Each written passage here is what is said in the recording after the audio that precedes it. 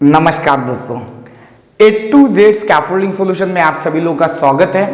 दोस्तों आज बहुत ही इंपॉर्टेंट टॉपिक देखेंगे, उसका नाम है वर्क एट हाइट। तो ये जो वर्क एट हाइट का जो टॉपिक है या जो ट्रेनिंग है ये बहुत ही यूजफुल है। ये किसके लिए यूजफुल है? जो कंस्ट्रक्शन में या ऑयल एंड गैस फील्ड में जो वर्क एट हाइट के ऊपर में या ऊंचाई पे जो काम करते हैं उन लोगों के लिए बहुत ही यूजफुल है। इसके लिए ये जो वीडियो है इसको एंड तक देखना। तो दोस्तों स्टार्ट करते हैं आज का हमारा टॉपिक। सबसे पहले हम लोग देखेंगे ये जो टॉपिक के अंदर में हम लोग क्या क्या पॉइंट कवर करने वाले हैं। टॉपिक है हमारा वर्क एट हाइट ट्रेनिंग, मतलब ऊंचाई पे काम करने के लिए जो ट्रेनिंग रहता है उसके बारे में बात करेंगे। इसके अंदर में वर्क एट हाइट क्या है या ऊंचाई पे काम करना क्या होता है इसके बारे में देखेंगे। सेकेंड है importance of the work at height safety, work at height safety क्यों जरूरत है ये देखेंगे। थर्ड पॉइंट इसमें देखेंगे risk factor for work at height, risk factor क्या है वर्क एट हाइट के लिए वो देखेंगे। उसके बाद work at height rules and regulations देखेंगे। उसके बाद जो हमारा पॉइंट है importance of the risk assessment, या जो रिस्क असेसमेंट है वो क्यों जरूरी है, रिस्क असेसमेंट करने से क्या क्या बेनिफिट होता है वो देखेंगे। उसके बाद है work at height hazards and control measure, work at height relate से जो खतरे हैं और उसको हम लोग कैसे कंट्रोल करेंगे उसके बारे में देखेंगे। उसके बाद है requirement of PP tools for work at height, work at height में जो पर्सनल प्रोटेक्टिव इक्विपमेंट है या जो टूल्स है कौन कौन से है उसके बारे में देखेंगे। नेक्स्ट पॉइंट हमारा controlling the risk of work at height, hierarchy of control, इसके बारे में पूरा डिटेल में देखेंगे। नेक्स्ट पॉइंट हमारा सेफ वर्क प्रैक्टिस। उसके बाद है फॉल प्रोटेक्शन सिस्टम। उसके बाद लैडर सेफ्टी, स्कैफोल्ड सेफ्टी और इमरजेंसी रिस्पॉन्स। ये सारे जो पॉइंट है हम लोग वर्क एट हाइट का आज का जो ट्रेनिंग है इसके अंदर में कवर करेंगे। तो आप लोग ये वीडियो को ध्यान से देखना है। तो दोस्तों स्टार्ट करते हैं हमारा टॉपिक है वर्क एट हाइट ट्रेनिंग, मतलब ऊंचाई पे काम करने के लिए जो ट्रेनिंग है उसके बारे में पूरा डिटेल में देखेंगे। सबसे पहला पॉइंट है वर्क एट हाइट, मतलब जो वर्क एट हाइट हम लोग किसको बोलना है या वर्क एट हाइट किसे बोलते हैं। यहाँ पे गिरने का खतरा हो, मतलब ऐसी कोई भी जो एलिवेशन है या ऊंचाई है जहां से हमें गिरने का खतरा रहता है, वो जो खतरा है उसके कारण क्या है व्यक्तिगत चोट या पर्सनल इंजरी होने का डर रहता है या पर्सनल इंजरी हो सकता है। तो ऐसी जगह पे काम करने के टाइम में हमें सावधानी बरतनी चाहिए। तो इसको हम लोग वर्क एट हाइट बोलते हैं। ये था वर्क एट हाइट का डेफिनेशन एज पर वर्क एट हाइट रेगुलेशन 2005। उसके अंदर में तो इंग्लिश में दिया है, मैंने आपको हिंदी में एक्सप्लेन किया। नेक्स्ट है हमारा पॉइंट है importance of work at height safety, work at height safety क्यों इंपॉर्टेंट है इसके बारे में देखते हैं। सबसे पहला जो वर्क एट हाइट सेफ्टी का इंपॉर्टेंस है prevention of the accident and incident, मतलब जो एक्सीडेंट और इंसिडेंट रोकने के लिए हमें वर्क एट हाइट का सेफ्टी के बारे में मालूम होना भी जरूरी है और उसको फॉलो भी करना बहुत ही जरूरी है। सेकेंड है इसमें लीगल कंप्लायंस, जो रूल्स एंड रेगुलेशंस है उसी के हिसाब से हमें काम करना रहता है। तो ये जो लीगल कंप्लायंस है या वो जो रूल्स एंड रेगुलेशंस है उसको हम लोग को इंप्लीमेंट करना रहता है साइट पे। इसके लिए वर्क एट हाइट का जो सेफ्टी है वो इंपॉर्टेंस है। थर्ड है पब्लिक इमेज। तो आपने देखा होगा कि बहुत सारा जो कंपनी है वर्क एट हाइट सेफ्टी को ज्यादा ध्यान दे देती है, क्योंकि इससे क्या हो जाता है क्लाइंट के सामने या जो स्टेक होल्डर है या उसके अंदर में जो शेयर होल्डर है उन लोग के सामने इन लोगों का इमेज बहुत अच्छा रहता है। अरे यार ये जो कंपनी है 100 मीटर तक काम करती है और उसका वर्क एट हाइट का जो प्रोसीजर है या वर्क एट हाइट का जो सेफ्टी है बहुत ही स्ट्रिक्ट है। इसके कारण आदमी लोग जो है या जो इंसिडेंट है एक्सीडेंट नहीं हो रहे। तो ये क्या है पब्लिक इमेज बन गई ना कि लोगों को दिखने लगा कि अरे यार ये कंपनी बहुत बढ़िया काम करती है। तो ये थर्ड पॉइंट था वर्क एट हाइट सेफ्टी का।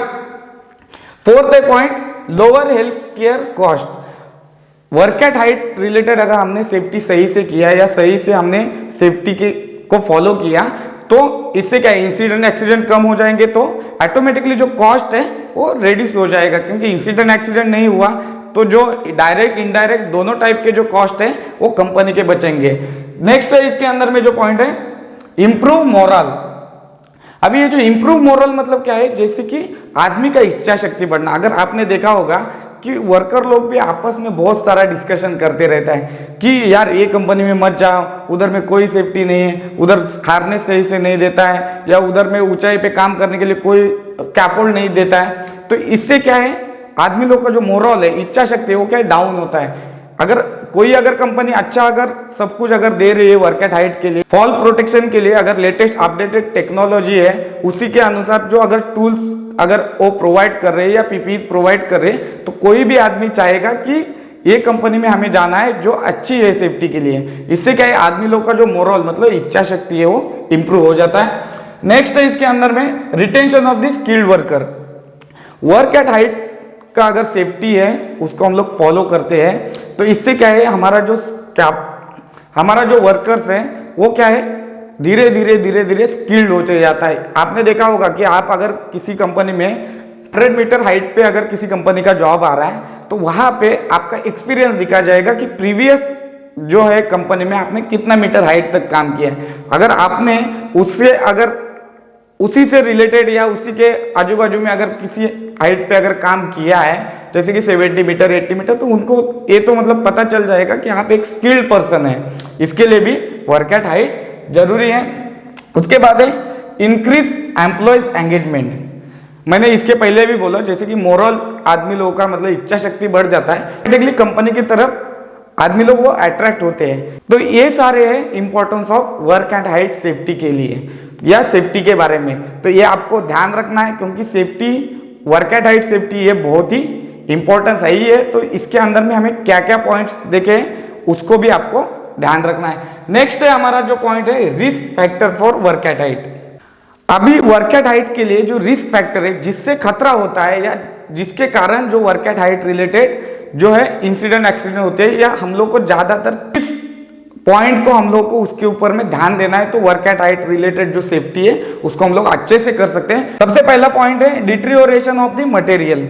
मतलब जो मटेरियल है उसका बिगड़ना, या जो मटेरियल है वो सही से नहीं होना है, इसके कारण रिस्क बढ़ने का ज्यादा चांसेस रहता है। जैसे कि फॉर एग्जांपल के लिए हम लोग स्कैफोल्ड का मटेरियल ले लेते हैं, अगर डैमेज है, क्रैक है, ऐसा अगर कोई मटेरियल हम यूज करते हैं, या टूल्स एंड टैकल्स भी वर्क एट हाइट के लिए अगर ऐसा कोई डैमेज यूज करते हैं, तो इसके कारण क्या है, एक्सीडेंट इंसिडेंट ऑटोमेटिकली हो जाएगा। इसके लिए जो मटेरियल है वो अच्छा क्वालिटी का होना चाहिए। जो भी वर्क एट हाइट के लिए आप यूज कर रहे हो, स्कैफोल्डिंग हो या अदर एक्टिविटी भी अगर कुछ भी हो उसके लिए। नेक्स्ट है रिस्क फैक्टर के अंदर में अनप्रोटेक्टेड एज। मतलब क्या है, जैसे कि हम लोग हाइट पे जहां पर भी प्लेटफॉर्म के ऊपर में या जहां कहीं पर भी काम करने वाले हैं, तो वहां पे जो एज रहता है उसको सही से प्रोटेक्शन नहीं दिया हुआ है, या सही से प्रोटेक्शन नहीं है, जैसे हैंड रेल नहीं दिया हुआ है, या वहां पे कुछ भी मतलब फॉल प्रोटेक्शन के लिए हमने लगाया नहीं है, तो एक बहुत ही बड़ा रिस्क फैक्टर है वर्क एट हाइट के लिए। थर्ड है इसमें पॉइंट अनस्टेबल एक्सेस। जाने आने का जो रास्ता है अगर वो सही से नहीं है, सही से स्टेबल नहीं है, या फिक्स सही से नहीं किया है, लॉक सही से नहीं किया है, या वहां से आने जाने के टाइम में कुछ भी ऑब्स्ट्रक्शन है, ये एक बहुत ही बड़ा रिस्क फैक्टर है वर्क एट हाइट के लिए। उसके बाद है हमारा वेदर कंडीशन। वेदर कंडीशन तो आप सब लोगों को मालूम है, जैसे कि हमारा विंड स्पीड है, या सडनली अगर कोई क्लाइमेट चेंज हो जाता है, उसके कारण भी हम लोग को जो है रिस्क ज्यादा रहती है वर्क एट हाइट पे। अगर सडनली विंड स्पीड अगर 40 किलोमीटर पर आवर चला गया, तो इससे क्या हो जाएगा, ऊपर जो आदमी काम कर रहे हैं वो लोग स्टेबल नहीं रह पाएंगे, या गिरने का ज्यादा चांसेस है। इसके लिए ऐसे सिचुएशन में हम लोग को वर्क एट हाइट जो एक्टिविटी है वो बंद रखना है या स्टॉप कराना है। उसके बाद है फॉलिंग मटेरियल। फॉलिंग मटेरियल मतलब ऊंचाई से मटेरियल का गिरना, या ऊंचाई से किसी भी चीज का गिरना। कंस्ट्रक्शन है उसमें ऊंचाई पे मटेरियल जाएगा, टूल्स एंड टैकल जाएंगे, तो अगर सही से अगर हमने ध्यान नहीं दिया और सही से उसको हैंडलिंग है अगर नहीं किया, तो वो गिरने का चांस रहेगा। ये सारे रिस्क फैक्टर है वर्क एट हाइट के बारे में, इसका ध्यान रखना है। इंटरव्यू के लिए भी ये सब सारे सवाल अगर आपको कोई पूछता है तो आसान रहेगा, इसके लिए आपको पॉइंट टू पॉइंट बता रहा हूं। उसके बाद जो नेक्स्ट पॉइंट है हमारा work at height rules and regulations. अभी वर्क एट हाइट रिलेटेड जो सेफ्टी है वो हमें करना ही है, नहीं करेंगे तो हम खुद ही नहीं बचेंगे। तो उससे रिलेटेड जो रूल्स एंड रेगुलेशंस है उसके बारे में भी हमें मालूम होना चाहिए। तो सबसे पहला जो रूल्स एंड रेगुलेशंस है वर्क एट हाइट रेगुलेशन 2005। कौन सा? Work at height regulation 2005। तो ये वर्क एट हाइट रेगुलेशन 2005 ही क्यों बोलते हैं, इसका बात का ध्यान रखना है, क्योंकि ये वर्क एट हाइट रेगुलेशन है वो 16 मार्च 2005 को मतलब बनाया गया है, और उसके बाद ये जो कमिंग इनटू द फोर्स मतलब, और उसको इम्प्लीमेंट कब से किया गया है, 6 अप्रैल 2005। इसके लिए 2005 ये वर्क एट हाइट का रेगुलेशन हम लोग को ध्यान रखना है। तो ये जनरल हो गया कि ये कहीं पर भी वर्ल्ड वाइज ही चलता है वर्क एट हाइट रेगुलेशन 2005। उसके बाद अगर स्पेशली आप इंडिया में जॉब कर रहे हैं तो हर एक टाइम में इंटरनेशनल जो रूल्स एंड रेगुलेशंस है उसके साथ साथ जो अपना कंट्री का या जो वहाँ का लोकल स्टेट का या लोकल कंट्री का जो रूल्स एंड रेगुलेशन है उसको भी फॉलो करना है। अगर इंडिया में आप जॉब कर रहे हैं तो आपके लिए कौन सा है, फैक्ट्रीज एक्ट 1948 सेक्शन 32, ये बात का ध्यान रखना है। ये वर्क एट हाइट के लिए ही है। नेक्स्ट है इसके अंदर में रूल्स एंड रेगुलेशंस, ओशा 1926 सब पार्ट यम। ओशा 1926 सब पार्ट यम है, वो किसके लिए है, फॉल प्रिवेंशन के लिए। अगर फॉल प्रिवेंशन के लिए वो किस में आएगा, वर्क एट हाइट में ही कंसीडर होगा। उसके बाद है एनएससी का guideline, national access scaffolding confederation. इसका जो गाइडलाइन है safety guideline for prevention of fall in scaffolding material. तो ये सारे जो रूल्स एंड रेगुलेशंस है इसको ध्यान रखना है। मैंने तो एक कॉमन ही बताया, इसमें से आपको जो जरूरत है या आपके प्रोजेक्ट के जो रिक्वायरमेंट के हिसाब से जो जरूरत है उसी को ही आपको इम्प्लीमेंट करना है। अगर इसमें से चारों में से कोई भी करेंगे तो ऑटोमेटिकली ऑलमोस्ट कवर ही हो जाता है, लेकिन वहां का जो रूल्स एंड रेगुलेशंस है या जो क्लाइंट का जो डिमांड है उसको भी आपको फुलफिल करना है। ये है सारे rules and regulation.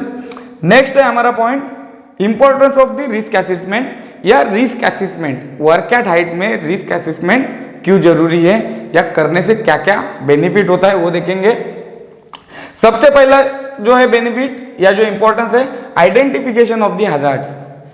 Risk assessment करने से क्या होता है, हम लोग जो हैजार्ड है वहां पे या वहां पे जो खतरा है उसको कैसे कंट्रोल किया जा सकता है, और वो कंट्रोल करने के लिए हमें क्या क्या इक्विपमेंट लगेंगे या क्या क्या टूल्स लगेगा, उसी के अकॉर्डिंग हम लोग को प्लान बनाना रहता है। इसके लिए रिस्क असेसमेंट बहुत ही इंपॉर्टेंस है। सेकंड है इसमें prevention of the accident. Risk assessment में हमें हैजार्ड्स पता चलेंगे या हैजार्ड को रोकने के लिए जो कंट्रोल मेजर है या प्रिकॉशंस है वो ले लेंगे तो ऑटोमेटिकली जो एक्सीडेंट है वो प्रिवेंशन हो जाएगा, तो एक्सीडेंट को भी हम लोग रोक सकते हैं।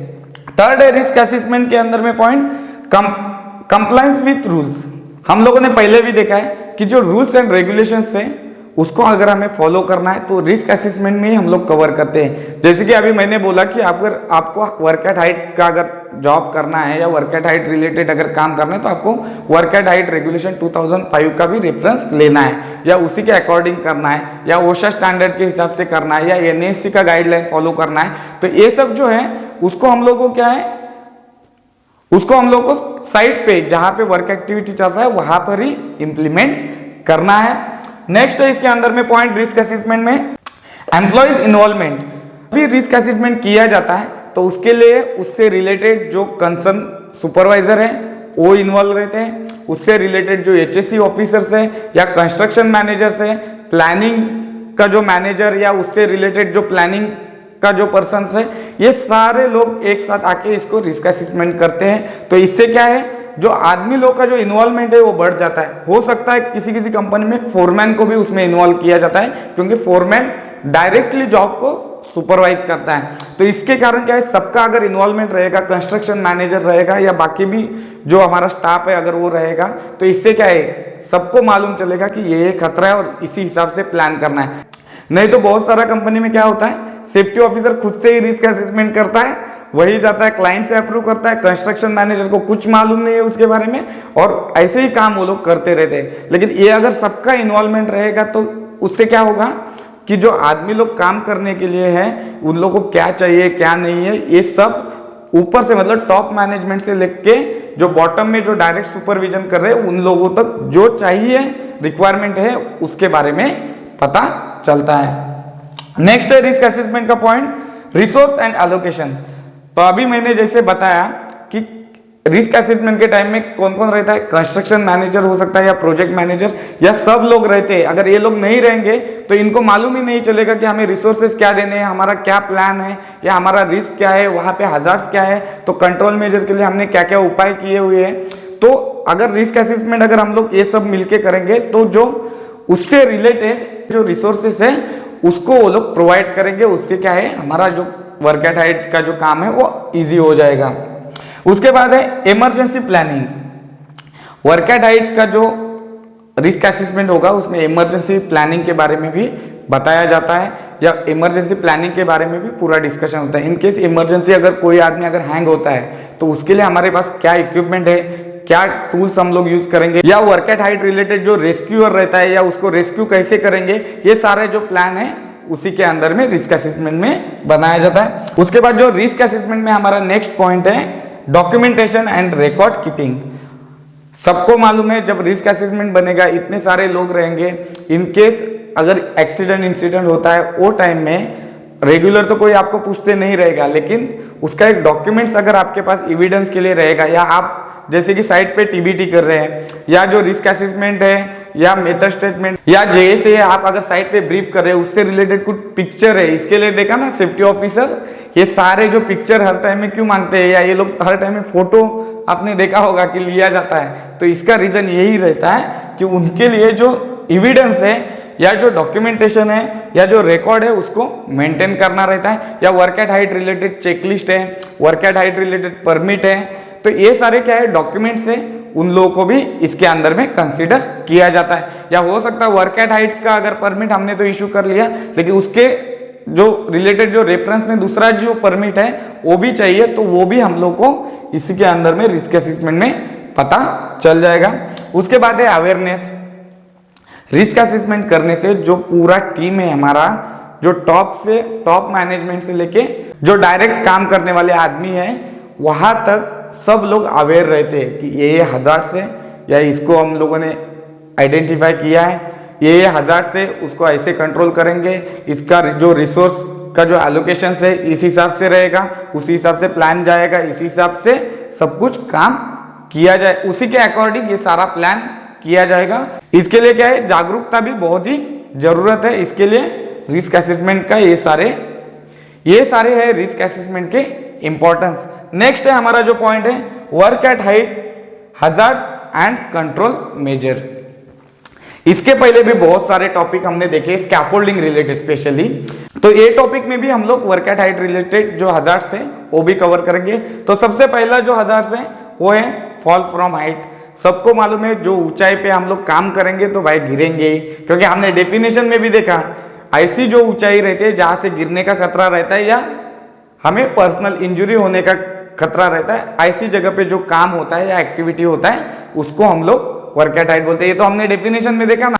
सबसे पहला खतरा क्या है फिर फॉल फ्रॉम हाइट। तो इसके लिए क्या है हमें जो गार्ड रेल है साइड से हम लोग को सही से होना चाहिए, या एज प्रोटेक्शन है वो सही से होना चाहिए, ये बात का ध्यान रखना है। सेकेंड है इसमें full body safety harness anchoring किया होना चाहिए, या उसके लिए जो एंकर करने के लिए जो जगह है वो प्रोवाइड करनी है। उसके बाद क्या है और आएगा इसके अंदर में पॉइंट, जैसे कि हमारा जो लैडर एक्सेस है या जो भी एक्सेस जाने आने का वो सही से होना चाहिए। ये सारा अगर सही रहेगा तो फॉल फ्रॉम हाइट ये जो हजार्ड है इसको हम लोग कंट्रोल कर सकते हैं। सेकेंड है इसमें फॉलिंग ऑब्जेक्ट, मटेरियल ऊपर से गिरना है। तो ये जो अगर मटेरियल ऊपर से नहीं गिरना है तो इसके लिए क्या है जो हमारा वर्किंग प्लेटफॉर्म है उसमें मोर 1 इंच से ज्यादा गैप नहीं होना चाहिए, या गैप ही नहीं होना चाहिए, ऐसे ही बनाना है। सेकंड क्या है इसके अंदर में, जैसे कि फॉलिंग ऑब्जेक्ट के लिए कंट्रोल मेजर है, जैसे कि हमारे पास जो टूल्स एंड टैकल्स है उसको हम लोग टूल्स लैनियर्ड के साथ सिक्योर करके ही रखेंगे हाइट पे। उसके बाद जो वर्क एट हाइट का अगर जहां पर भी काम रहेगा या जो भी प्लेटफॉर्म रहेगा स्कैफोल्डिंग का उसके ऊपर में कोई भी लूज मटेरियल नहीं रखेंगे, या कहीं पर भी वर्क एट हाइट पे काम है तो लूज मटेरियल नहीं रखेंगे, तो ये जो फॉलिंग ऑब्जेक्ट है इसका खतरा नहीं होगा।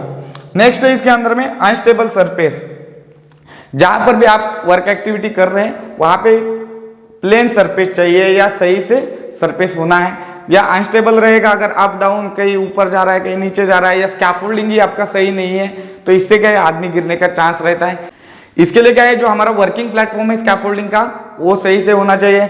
दूसरा और क्या आएगा इसके अंदर में, जैसे कि जो एंटी स्लिप मटेरियल्स है उसी का ही हम लोग यूज करेंगे। इसके अंदर में और क्या कर सकते हैं हम लोग, जैसे कि हमारा जो जहां पे वर्किंग प्लेटफॉर्म है या जो भी वर्क लोकेशन है उसका इंस्पेक्शन सही से करेंगे।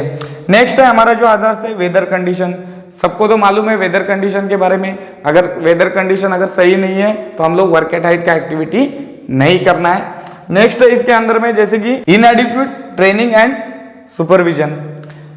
हम लोग को अगर वर्क एट हाइट का अगर ट्रेनिंग सही से नहीं है, बहुत सारा कंपनी अभी थर्ड पार्टी से ट्रेनिंग करा रहा है, बहुत सारा कंपनी खुद से ट्रेनिंग करा रहा है, तो अगर ट्रेनिंग अगर सही से नहीं रहेगा तो कोई भी आदमी ऊपर जाएगा, गिरने का खतरा रहेगा। इसके लिए जो वर्क एट हाइट का जो ट्रेनिंग है वो प्रॉपर होना चाहिए, ये बात का ध्यान रखना है। उसके बाद सुपरविजन भी चाहिए। ऐसा नहीं है कि वर्क एट हाइट का ट्रेनिंग जो वर्कर है वो अच्छे से किया, लेकिन जो सुपरवाइजर है वो बोल रहा है जाओ यार प्लेटफॉर्म कंप्लीट नहीं तो क्या हुआ, कहाँ से गिरेगा, जाओ इधर खड़े रहो, इधर काम करो। तो ऐसा नहीं होना चाहिए। इसके लिए जो सुपरविजन है वो भी सही से होना चाहिए, उनके माइंड में भी वही सेम सोच चाहिए। और जो सुपरवाइजर है टीबीटी में आपके साथ ये सारी जो बातें हैं या work at height related training है या उसके रिलेटेड जो खतरे है वो सारे जो है ब्रीफ करना चाहिए अच्छे से। तो ये बात का ध्यान रखना है। नेक्स्ट है हमारा point limited access and egress. जहां पर भी आप स्कैफोल्डिंग का या जो वर्क एट हाइट का एक्टिविटी जहां पर भी आप कर रहे हैं वहां पे जो एक्सेस है वो सफिशिएंट होने चाहिए, लिमिटेड नहीं होने चाहिए। जो एज पर स्टैंडर्ड है एक्सेस उतने होने चाहिए, क्योंकि इनकेस इमरजेंसी अगर कुछ होता है तो वहां पे जितने सारे आदमी जो भी काम करने वाले हैं, जो भी काम करने वाले जो आदमी लोग हैं उनको अच्छे से वो लोग वहां से सही से निकलना चाहिए। इसके लिए जो एक्सेस और एग्रेस है वो लिमिटेड नहीं होनी चाहिए, सफिशिएंट होने चाहिए। मतलब जितना जरूरत है उतने देने चाहिए, नहीं तो एक ही एक्सेस दे दिया और इनकेस इमरजेंसी कुछ हो गया तो आदमी 100 मीटर पे काम कर रहा है, कहां से कहां जाएगा, आदमी कुछ नहीं कर पाएगा। इसके लिए जो एक्सेस है वो सफिशिएंट चाहिए, ये बात का ध्यान रखना है। उसके बाद है ओवरलोडिंग प्लेटफॉर्म। ये जो ओवरलोडिंग प्लेटफॉर्म है इसके लिए एक बात का ध्यान रखना है, जो भी वर्क एक्टिविटी है या जहां पर भी वर्क एट हाइट का हमारा एक्टिविटी है वहां पे जो आदमी काम करने वाले हैं वो ट्रेन्ड पर्सन होने चाहिए, क्योंकि उनको उसके बारे में मालूम होना चाहिए। इसके बाद वो जो स्ट्रक्चर है उसका इंस्पेक्शन सही से करना है, विजुअल हो सकता है, डायरेक्टली उसको वीकली इंस्पेक्शन है या मंथली इंस्पेक्शन है, जो अकॉर्डिंग टू जो प्रोसीजर है उसका उसी हिसाब से होना चाहिए। थर्ड है इसके अंदर में जो पॉइंट है, जो स्कैफोल्ड टैग है या जो प्लेटफॉर्म है उसका जो सेफ वर्किंग लोड है उसी के अकॉर्डिंग हमें वहां पे लोड डिस्ट्रीब्यूट करना है वो प्लेटफॉर्म के ऊपर में। इसके कारण क्या होगा, हमारा ओवरलोड प्लेटफॉर्म नहीं होगा, ये बात का ध्यान रखना है। नेक्स्ट है इसके अंदर में पुअर कम्युनिकेशन। तो ये बहुत ही इंपॉर्टेंट है, ये तो खतरा वर्क एट हाइट के लिए बहुत ही ज्यादा पाया जाता है। या अगर सही से कम्युनिकेशन नहीं हुआ, जैसे कि स्कैफोल्डिंग का एक्टिविटी चल रहा है और जैसे कि यहाँ दोनों साइड में दो स्कैफोल्डर है वो काम कर रहे हैं, एक ने बोला कि ये पाइप को आपको यहाँ पे लगाना है, लेकिन आगे वाले ने सही से सुना ही नहीं, क्या वो पाइप फॉल हो जाएगा। और क्या एग्जांपल के लिए लेंगे, जैसे कि 100 मीटर पे काम चल रहा है, नीचे से सुपरवाइजर चिल्ला रहा है कि ऐसे नहीं करना है, ये नहीं करना, वो नहीं करना, ऊपर वाला आदमी सुन ही नहीं रहा है। तो इसके लिए कम्युनिकेशन सही से होना चाहिए, हमें क्या करना है, हमें कैसे करना है, हमें क्या बताया है टीबीटी में। ये जो है सुपरवाइजर और जो वर्कर के बीच का जो कम्युनिकेशन है या मैनेजमेंट और जो वर्कर है उनके बीच का जो कम्युनिकेशन है ये प्रॉपर होना चाहिए। या और क्या कम्युनिकेशन के लिए यूज कर सकते हैं, जैसे कि ज्यादा हाइट का काम है तो हमें वॉकी टॉकी का यूज करना है, क्योंकि नीचे में जो हमारा सुपरवाइजर है या जो फोरमैन है या जो भी सेफ्टी ऑफिसर है वो क्या इंस्ट्रक्शन दे रहे हैं उसी के अकॉर्डिंग हमें काम करना रहता है हाइट पे, तो वो वॉकी टॉकी के माध्यम से भी हम लोग कर सकते हैं, ये बात का ध्यान रखना है। ये सारे हजार्ड्स और कंट्रोल मेजर्स हैं वर्क एट हाइट में। नेक्स्ट हमारा जो पॉइंट है requirement of PP tools for work at height. मतलब हाइट पे काम करने के लिए हमें क्या क्या पर्सनल प्रोटेक्टिव इक्विपमेंट चाहिए और टूल्स क्या क्या चाहिए उसके बारे में देखेंगे। सबसे पहला है पीपीज में हेलमेट या हार्ड हैट भी बोलते हैं, वो हमें सर के लिए यूज करना है या हाइट पे जाने के टाइम में हमारा जो चीन स्ट्रिप है उसको लगा होना चाहिए, नहीं तो क्या है ऊपर गए हमने ऐसा मुंडी को नीचे किया हेलमेट ही गिर जाएगा। इसके लिए विथ चीन स्ट्रिप होना चाहिए, या हम लोग फॉल भी होते हैं तो हमारा हेलमेट गिरना नहीं चाहिए। नेक्स्ट है इसके अंदर में पीपीज में सेफ्टी ग्लासेस या गॉगल्स। सबको मालूम है कि गॉगल्स कहीं पर भी कंस्ट्रक्शन में काम करने के टाइम में आपको इंपॉर्टेंट है ही। थर्ड है ग्लोव्स। अभी हाइट पे जहां पर भी आप काम करने के लिए जा रहे हैं तो वो टाइम में जो ग्लोव्स का जो क्वालिटी है वो अच्छा होना चाहिए। फॉर एग्जांपल आपको लैडर से ऊपर जाना है और जो ग्लोव्स है उसका क्वालिटी सही नहीं है या ग्रिप सही से नहीं बन रहा है तो क्या हो जाएगा, आदमी का हाथ स्लिप करने का चांसेस रहेगा। उसके बाद कवरऑल या हाई विजिबिलिटी जैकेट, जो भी काम करने वाले जो बंदे हैं उनको प्रॉपर कवरऑल होना चाहिए, या जो क्लॉथ्स है वो सही से होने चाहिए, या हाई विजिबिलिटी जैकेट भी होना चाहिए। इससे क्या पता चलेगा कि वहां पे काम कर रहा है आदमी। नेक्स्ट है और पीपीई के अंदर में सेफ्टी शूज। सेफ्टी शूज तो सबको ही मालूम है, सेफ्टी शूज का जो क्वालिटी है वो भी सही होना चाहिए, एज पर स्टैंडर्ड होना चाहिए। ये सारे मेन पीपीज है हमारे, जो बेसिक पीपीज जो हमें कंस्ट्रक्शन में काम करने के टाइम में यूज करना ही है, वो हाइट वर्क हो या ग्राउंड लेवल पे हो। नेक्स्ट क्या है इसके अंदर में, फॉल प्रोटेक्शन। गिरना नहीं चाहिए, इसके लिए क्या यूज करना है, जैसे कि फुल बॉडी सेफ्टी हार्नेस है, या जो फॉल अरेस्टर सिस्टम है, या रिट्रैक्टेबल फॉल अरेस्टर सिस्टम है, ये सारा यूज करना है हमें।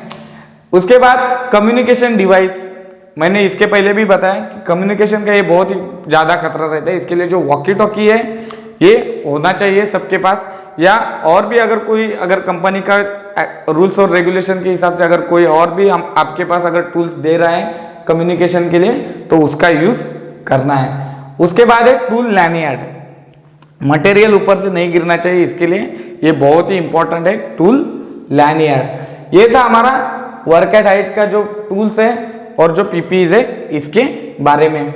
नेक्स्ट है इसके अंदर में point, controlling the risk of the work at height. Work at height पे हम लोग काम करने के टाइम में रिस्क को कैसे कंट्रोल कर सकते हैं या रिस्क को कैसे कंट्रोल करना है इसके बारे में है। तो इसमें हायरार्की ऑफ कंट्रोल, तो ये जो है हायरार्की ऑफ कंट्रोल, इसके अंदर में क्या क्या है देखते हैं हम लोग को, कैसे रिस्क को हम लोग कम कर सकते हैं। सबसे पहले अवॉइड वर्क एट हाइट। हम लोग को रिस्क को कम करना है वर्क एट हाइट के, तो क्या करना पड़ेगा, अवॉइड करने का, काम ही नहीं करने का। अगर ऐसे करेंगे तो रिस्क ऑटोमेटिकली कम हो जाएगा, काम ही नहीं करेंगे तो। लेकिन ये पॉसिबल नहीं है, अगर आप कंस्ट्रक्शन में जॉब कर रहे हैं तो आपको हाइट पे काम करना ही पड़ेगा। सेकेंड है इसके अंदर में प्रिवेंटिंग फॉल, मतलब काम तो रोक नहीं सकते, सबसे पहला पॉइंट अवॉइड था, वो तो कर नहीं सकते, तो दूसरा क्या करेंगे हम लोग, जो ऊंचाई से जो आदमी गिरेगा उसको बचाएंगे, या उसको बचाने के लिए जो भी कंट्रोल मेजर है वो लेंगे और काम करेंगे। एक हायरार्की कंट्रोल में। थर्ड है इसके अंदर में जो पॉइंट है हमारा मिनिमाइज डिस्टेंस। अगर इससे भी नहीं हो रहा है, प्रिवेंशन ऑफ फॉल में हमने फुल बॉडी सेफ्टी हार्नेस दिया, लेकिन फुल बॉडी सेफ्टी हार्नेस का जो लैनियार्ड है वो 1.8 मीटर है, हर जगह पे पॉसिबल नहीं है उससे काम करना। तो उससे भी ज्यादा अगर हमें सेफ्टी चाहिए तो क्या करेंगे हम लोग, मिनिमाइज डिस्टेंस। जो डिस्टेंस है या जो फॉल होने का जो चांसेस है वो डिस्टेंस को हम लोग कम करेंगे। इसके लिए क्या है, रिट्रैक्टेबल फॉल अरेस्टर है, उसका यूज करेंगे। आपको अभी स्क्रीन पर भी दिख रहा होगा कि रिट्रैक्टेबल फॉल अरेस्टर किसको बोलते हैं, तो उसका यूज करना है। देखा होगा कि ऑफशोर का जो एक्टिविटी ज्यादा चलता है, ऑफशोर एक्टिविटी मतलब जो समुद्र के अंदर में ज्यादा काम जहां पे चलता है, तो वहां पे भी ऐसे जो इक्विपमेंट्स है उसका यूज किया जाता है, क्योंकि आदमी ऊपर से नीचे ना गिरे या आदमी को ज्यादा चोट नहीं लगे। ये था हायरार्की ऑफ कंट्रोल, किसके लिए है, वर्क एट हाइट के लिए, ये बात का ध्यान रखना है। नेक्स्ट है इसके अंदर में point safe work practice. Safe work practice के लिए सबसे पहला जो पॉइंट है हमारा वो है प्रॉपर ट्रेनिंग एंड सर्टिफिकेशन। जो हमारा वर्क एट हाइट का ट्रेनिंग है वो सही से होना चाहिए, अच्छा इंस्टीट्यूट से होना चाहिए, उससे जो रिलेटेड जो वर्क एट हाइट रिलेटेड जो लेटेस्ट अपडेटेड जो इक्विपमेंट है, टूल्स है, उसके बारे में इंट्रोड्यूस किया होना चाहिए और उसका सर्टिफिकेशन होना चाहिए। सेकेंड है इसके अंदर में, जैसे कि हमारा जो भी इक्विपमेंट या जो भी टूल्स या जो भी टूल्स एंड टैकल्स यूज कर रहे हैं, जो भी टूल्स एंड टैकल्स यूज कर रहे हैं उसका प्री इंस्पेक्शन करके ही हम लोग को काम करने के लिए लेना है। उसके बाद एक कम्युनिकेशन है, किसके बीच में, वर्कर और जो सुपरवाइजर के बीच में या सुपरवाइजर और मैनेजमेंट के बीच में, वो सही से होना चाहिए। उसके बाद जो फॉल प्रोटेक्शन सिस्टम है तो ये सब का यूज करना है। उसके बाद जो इमरजेंसी रिस्पॉन्स जो प्रोसीजर है उसके बारे में सब लोग जो वर्क एट हाइट पे काम करने वाले हैं वो अवेयर होने चाहिए, ये बात का ध्यान रखना है। उसके बाद जो हमारा जो डॉक्यूमेंट्स है, लीगल डॉक्यूमेंट्स, उसका भी ध्यान रखना है, जैसे कि परमिट टू वर्क सिस्टम हो गया, वर्क एट हाइट प्रोसीजर हो गया, रिस्क असेसमेंट हमने यहाँ पर भी देखा, रिस्क असेसमेंट हो गया, या जेएसए हो गया उससे रिलेटेड। तो ये जो सारे डॉक्यूमेंट्स हैं या टीबीटी जो है, टूल बॉक्स टॉक या जो ब्रीफिंग है, वो सही से होना चाहिए और इसका जो डॉक्यूमेंटेशन है वो सही से मेंटेन रखना है सेफ वर्क प्रैक्टिस के लिए। इससे क्या हो जाएगा, हम लोग के पास रिकॉर्ड भी रहेगा और हमारा काम भी सही से हो जाएगा। नेक्स्ट है हमारा जो पॉइंट इसके अंदर में फॉल प्रोटेक्शन सिस्टम। अभी ये जो फॉल प्रोटेक्शन सिस्टम है इसमें क्या है, सबसे पहले तो हमारा जो गार्ड रेल है इसका यूज करना है हर जगह पे जहां पर भी वर्किंग प्लेटफॉर्म हो या जहां कहीं पर भी पॉसिबल है आपको, जहां कहीं पर भी आप जॉब कर रहे हैं प्लेटफॉर्म के ऊपर में, वहां पे गार्ड रेल होना चाहिए। या ये जो एज प्रोटेक्शन है वो होना ही चाहिए, वो मटेरियल के लिए भी चाहिए और हमारा जो आदमी है उसके लिए भी चाहिए। उसके बाद है फॉल प्रोटेक्शन में क्या आएगा, जैसे कि सेफ्टी नेट। सेफ्टी नेट क्यों चाहिए, जैसे कि हमारा जो मटेरियल है बाय मिस्टेक अगर कुछ गिरता है या ऊपर से कुछ भी अगर फॉल हो जाता है तो उसको रोकना चाहिए, नहीं तो जितना वो नीचे आ जाएगा उतना उसका जो ग्रेविटेशनल फोर्स के कारण में उसका जो वेट है वो और भी बढ़ता जाएगा। इसके लिए जो सेफ्टी नेट है ये बहुत ही जरूरत है। उसके बाद फॉल अरेस्टर सिस्टम, आपने देखा होगा वर्टिकल अगर कोई लैडर है तो उसमें भी आपको जाते समय जैसे कि फॉल अरेस्टर है उसको लगाया जाता है और वो जो लैडर है उसके ऊपर हम लोग को जाना रहता है, या हो सकता है फुल बॉडी सेफ्टी हार्नेस है उसका यूज करना है, या जो रिट्रैक्टेबल फॉल अरेस्टर है उसका भी आप यूज कर सकते हैं। तो ये सारा जो है फॉल प्रोटेक्शन सिस्टम है उसी के अकॉर्डिंग हमें जॉब करना है। नेक्स्ट है पॉइंट हमारा लैडर सेफ्टी। स्कैफोल्ड के बहुत सारे टॉपिक देखे, स्पेशली लैडर के लिए भी हमने देखा है। जो भी लैडर है वो सही से होना चाहिए, मतलब right ladder choose for work, जो अकॉर्डिंग टू आपके जॉब के हिसाब से जो भी लैडर चाहिए उसी का ही यूज हमें करना है।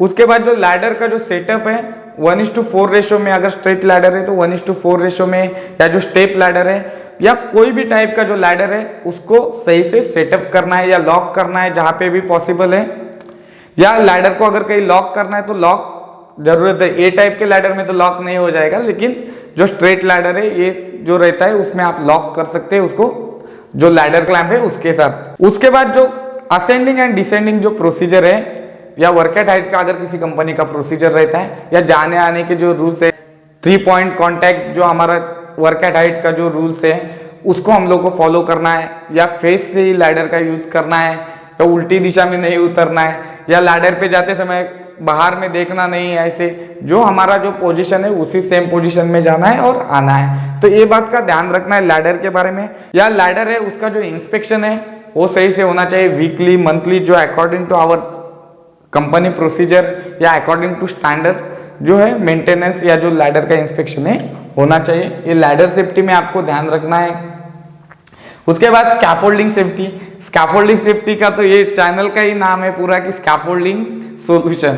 तो स्कैफोल्डिंग सेफ्टी के बारे में बहुत सारा पॉइंट बताए, फिर भी अभी वर्क एट हाइट ट्रेनिंग अगर हम कर रहे हैं तो इसमें भी कुछ पॉइंट देखते हैं। स्कैफोल्डिंग सेफ्टी में सबसे पहला पॉइंट क्या है, असेंबली स्कैफोल्डिंग का, और जो डिसमेंटलिंग है उसका जो प्रोसीजर है कंपनी का या जो रूल्स एंड रेगुलेशंस है उसी के अकॉर्डिंग स्कैफोल्ड असेंबल भी होना चाहिए और जो डिसमेंटलिंग है वो भी होना चाहिए। उसका जो सीक्वेंस है उसी के हिसाब से उसी के अकॉर्डिंग वो होना चाहिए, ये बात का ध्यान रखना है। उसके बाद स्कैफोल्डिंग में एक जो टैग सिस्टम है, जैसे कि हमने देखा था 3 टाइप का टैग होते हैं, कौन कौन से, रेड टैग, येलो टैग और ग्रीन टैग। रेड मतलब डेंजर है, उसके ऊपर आपको जाना नहीं। येलो मतलब मॉडिफिकेशन चल रहा है या मॉडिफाइड स्कैफोल्ड है तो उसके ऊपर भी आपको काम करने के लिए अलाउ नहीं रहता है। ग्रीन टैग अगर है मतलब सेफ फॉर यूज, मतलब आप जाके काम कर सकते हैं। तो ये जो टैग सिस्टम है उसको फॉलो करना है सही से, या उसी के अकॉर्डिंग हमें जॉब का प्लान भी करना है। तो जो भी स्कैफोल्ड रहेगा वो इंस्पेक्शन होना चाहिए जब भी हम लोग काम करने के लिए ऊपर जाने वाले, और उसके ऊपर में ग्रीन टैग